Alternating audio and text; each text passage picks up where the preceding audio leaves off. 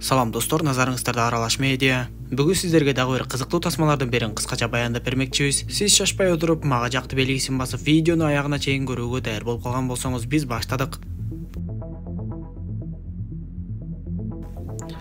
Тасманын жүрүшү 1906 жылы башталып, Америка континентинин кайсы бир жери сүрөттөлөт. Бранеган деген адам талаада өзү жалгыз 3 адамдан качып келе жаткан. Ал канчалык гана качпасын кубалап келе жаткан 3 адамдын башчысы Кетчум болбой эле кармап алат да экинчи адамдын кайда экенин сурап эле аны кыйноого ала баштайт. Бранеган болсо оңойлук менен багынбай эч нерсени айтпай жаткандыктан Кетчум Бранегандын мойнуна жипти салып атка сүйрөтө баштайт. Акыры өтө кыйналып кеткен Бранеган экинчи адамдын чыгышты көздөй кеткендигин айтып берип, ошону эле күтүп турган Кетчум болсо Бранеганды дароо эле өлтүрүп салды. Ал эми кийинки көрүнүштө биз Генри Маккарти деген адам баласы менен бирге өз конушунда иштеп жатышкан болчу. Генри өзү жаш кезинде Нью-Йоркто өсүп чоңоюп, бир топ жерлерди саякаттап жүрүп, акыры ушул Оклахомага келип ээн жерге жашап калган. Анын аялы катуу оорудан улам көз жумганына бир топ жыл болуп, өтө алыс эмес жерде жашаган кайнагасы Эл Генриге анда-санда келип жардам берип турчу. Ошондуктан ал Генринин баласына да жакын болуп калган. Бул жерде негизи баардыгы тынч болуп, мемиреген жаратылыш койнунда жакшы өмүр сүрсө болот.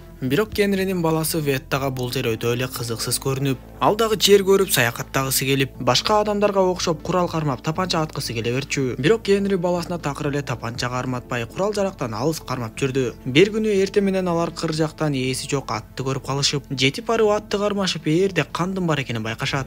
Анда Генри баласына атты үйдү көздөй жетелетип, өзү болсо атын минип алып, айлана тегеректи кыдырып бастырып жөнөйт. Көп өтпөй эле бир жерде ээси ооп жаткан адамды көрүп, анын оң ийинине ок тийип жарадар болгонун байкайт. Анан да ошол эле жерден тапанчаны жана бир топ суммадагы акчаны көрөт. Бул жерде бир кандуу иш болуп жаткандыгын дароо түшүнгөн Генри мындай кандуу ишке аралашкысы келбей эле атын минип алып кайтып кетет. Бирок кайтып баратып чыдай албай койду айтор. Кайра келет да тапанчаны акчаны алып, жарадар адамды атка өңөрөт да, ал жерде эч нерсе болбогондой кылып издерди жашырып коет. Үйүнө алып келип жарадар адамды жаткырып, күн батып күгүм кирген кезде Генри жанагы тапанчаны жана акчаны баласына билдирбей жашыруун жерге катып коюу үчүн кирип кетет. Бирок аны эбак эле байкап калган баласы Ветта каалганын төмөн жагынан атасы катып жаткан жерди көрүп алат. Эртең менен Генри баласына: "Биз бул жарадар адамдан окту чыгарганыбыз менен аны даарылай албай ырыбатып жиберишибиз мүмкүн. Ошондуктан мен шаарга барып дарыгер чакырып келе калайын. Сен болсо үйдө бул адамды карап сак бол" деп айтып жөнөп кетип калат. Ветта болсо атасы кетери менен эле жанагы жашыруун бөлмөгө кирип барып, аңтарып жатып атасы катып койгон акчалар менен тапанчаны таап алат.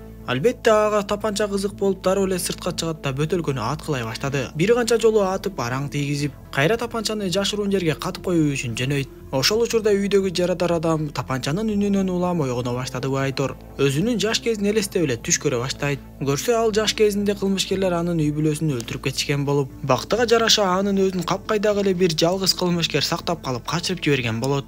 Урматтуу мекендештер, өзүңүздөр билгендей Москва шаарында рейдтер, массалык кармоолор күч алууда, андыктан документи жок жүрүүдөн абайлаңыз. Эң башкысы официалдуу адамдарга кайрылыңыздар. Бизге документтин баардык түрлөрү боюнча кайрыла берсеңиз болот. Мөөнөтү өтүп кетсе же базадан чыгып кетсе, Сахаровага карточка, ДМС, ННН, СНИЛС, ОМС, медкарта, трудовой договор, кара тизмени текшерүү жана башка кандай гана көйгөй болбосун таза жана ишеничтүү жазап беребиз. WhatsApp ссылканы видеонун баяндамасынан табасыз, же болбосо экрандагы +7 903 107 30 41 номерин терип байланышыңыз.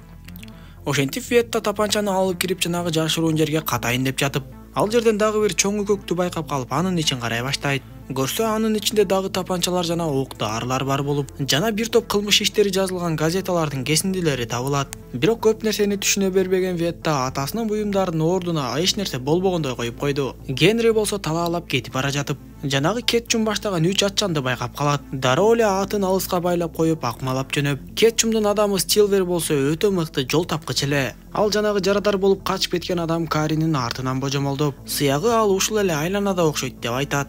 Аңгыча болбой алар узун чөптөрдүн арасынан шыбыртты угуп калышып, акырындан аңдып барышып бир жерде атып жиберишет. Бирок бактыга жараша бул кезде акмалап жүргөн Генри качып кеткенге үлгүрүп атын минип чаап кетип калыптыр. Бул кезде Ветта жанагы жарадар болгон Каринин жаткан бөлмөсүнө кирип, бирок ал эсине келип бир колун бошотуп алганын көрөт. Анда Ветта дароо эле качып жөнөп, Кари болсо экинчи колун кесип жиберип балага жетип барат. Ал Веттага кыйкырып: "Мен сени өлтүргүм келген жок. Мен болгону өзүмдүн акчамды алышым керек" деп кыйкырып жатса, үйгө жетип келген Генри жарадар Карини дароо эле ур токмокко алат. Эсин жоготкон Карини бир кезде Генри ойготуп, анын денесиндеги окту чыгаруу учурунда аны ого бетер кыйнап чындыкты айтуусун коопсуздуктун талап кылып суроолорду бере баштайт. Анда Кари Генриге мен мыйзамды сактоочумун деп айтып, Генри менен баласын бул жерден тезинен кетип калгыла деп айтат. Антпесе бул жерге Кетчум жетип келе турган болсо бириң да тирүү калбайсың деп айтканганча болбой эле. Генри терезеден карап Кетчум дээрлик үйгө жеткени калганын көрөт. Дароо эле катылган жердеги тапанчаларын ала баштап, бирок баласы тапанчаны аткылап салганын түшүнөт да аларды кайрадан октойт. Сыртка чыгып жанагы чоочун 3 атчан менен сүйлөшө баштап, Кетчум болсо өзүн жана адамдарын мыйзамды сактоочу шериф катары көрсөтүп эле, керек болсо кийиминдеги шерифтин белгисин көрсөтөт. Ал Генриден биз ушул аймакта качып жүргөн өтө кооптуу кылмышкер Карини издеп жүрөбүз. Сен аны көргөн жоксуңбу десе, Генри ага эч нерсе көргөн жокмун деп жооп берет. Анда Кетчум андан ары токтоп калбай Генринин жеке жашоосу жөнүндө сурап баштап, бирок Генриден орой жоопторду алгандан кийин ага кыйыр түрүндө бүгүн түнү өтө сак бол деп коркуткансып артка кайтып кетип калышат. Үйгө кирери менен Генри Веттаны урушуп, эмне үчүн куралды кармадың, эмне үчүн тапанчаны аткыладың деп Ветта дагы атасына жини келип экөө уруша кетишет. Анан да Ветта ачуусу менен атасына сен бул жерде жалгыз каласың. Мен болсо бир күнү баары бир бул жактан качып кетем деп айтат. Генри болсо таңылып турган Кариге кайра эле сурактарын кое баштап, Кари Генриге мен чындап эле шерифмин. А тигил үчөө болсо банкты тоногон кылмышкерлер. Алар менин адамдарымды өлтүргөндөн кийин гана шерифтин белгилерин алып алышты. Алар тоногон акчаны мен кайтарып алууга мүмкүн болду, бирок жарадар болуп артка качтым. Акыры эсимди жоготуп ушул үйдөн ойгондум деп айтып берет. Бул кезде Кетчум жана анын адамдары токойдун арасындагы бир жерге жайгашып, биз жанагы Генри деген дыйканга ишенбешибиз керек. Ал Карини өз үйүндө катып алды. Эмне үчүн ал Карини коргоп жатат? Же Кари ага акчанын бир бөлүгүн берем деп алдап койдубу деп сүйлөшүп жатышса, Кетчум аларга эгер силер Генри мунун баардыгын акча үчүн кылып жатат десеңер жаңыласыңар. Силер анын тапанчанын кандай кармап турган кебетесин көрдүңөрбү? Чынында ал дыйкан эмес окшойт. Ал деле бир кооптуу кылмышкер болушу мүмкүн деп айтып, Дуганга сен ушул жерде биз келгенче үйдөн көзүңдү албай карап тур деп тапшырышып, Стилвер экөө айланадагы башка дыйкандарга жөнөп кетишет. Кечинде Кари Генриге мен качанкыга чейин таңылып тура берем. Мага ишенип мени бошотуп койсоң болот деп айтат.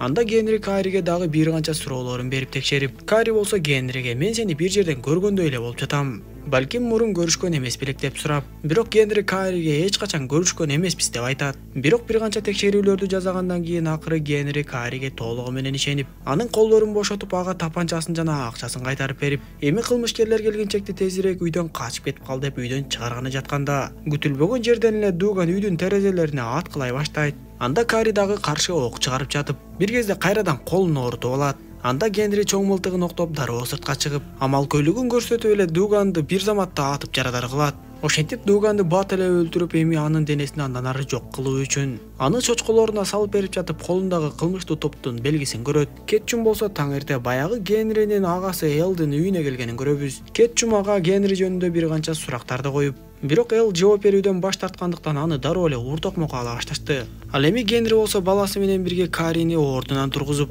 аны качырып жибергенге аракетти кылышып, бирок бул кезде Каринин алы аябай эле кетип калган болчу. Ошондо Кари Генриге сен балаңды алып бул жерден качып кете бер. Мен болсо качмак түгүл атка да мине албай калдым. Ошондуктан кылмышкерлер бул жака кайтып келгенде мен баштаган ишимди аягына чыгарам деп айтат. Анда баласындагы ойлогон Генри макул болуп аттарын токуп, бул үйдөн качып кетүүгө камданып калышат. Бирок а дегенче болбой эле алар качканга жетишпей калышып, кырдан бир топ атчан көрүнүп, бул жолу Кетчум бир топ адамдарды жалдап келип алган болот. Кетчум жетип келип үйдөн чыга албай калган Генриге дароо эле кыйкырып, эгер сен өз сыйың менен эле Карини бизге тапшырып берсең, баардыгы жакшы болот. Балаң дагы өзүң да аман каласың. Керек болсо кайнагаңды да сактап каласың деп ал жерге таңылып келген Элди көрсөтөт. Анда кылмышкерлерге баары бир ишенсе болбой тургандыгын түшүнгөн Генри курал жарактарынын баардыгын октоп даярдап эле Веттага бир тапанчаны карматып, эгер алар үйгө кирип келишип сага коркунуч жаралса гана аткын деп айтат да сыртка чыгып кетет. Кетчум болсо өзүнүн шериф эмес экендигин мойнуна алып, ооба мен чынында кылмышкермин, бирок менин байкашымча сен дагы жөнөкөй дыйкан эмес экенсиң деп айтат. Анда Генри Карини Элге алмаш деп айтып,